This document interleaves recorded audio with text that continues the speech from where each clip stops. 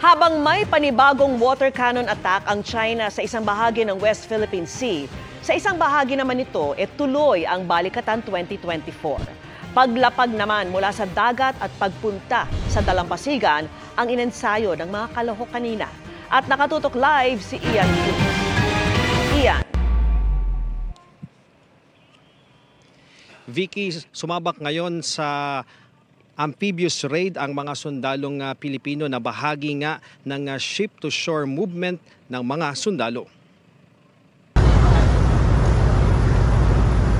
Mula sa sinasakyang BRP Davao del Sur, lumipat ang mga Marines at Navy sa dalawang Landing Craft Utility o LCU.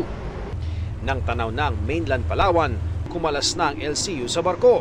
Sakay ng Landing Craft Utility itong mga miyembro ng Philippine Marines at Philippine Navy bilang bahagi ng Amphibious Landing Force. Sila yung magsisecure doon sa itinalagang area para kapag maayos na ang lahat, pwede nang sumabak doon ang iba pang mga tropa.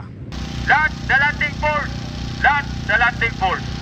Paglapit sa isang beach sa Kampong Ulay sa bayan ng Rizal, binuksan ang landing craft. At dahil low tide noon at hindi nakadikit ang landing craft, lumusong sa dagat ang mga sundalo para makarating sa Pampang. Ang misyon ng mga sundalong Pilipino ngayong araw, ma-secure ang beach.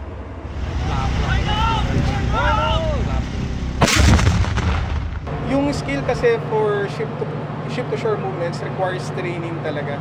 And if you are transferring personnel from a ship, just like the LD, going to the land or to the beach, may mga proseso at steps tayong ginagawa to ensure yung safety ng ating personnel.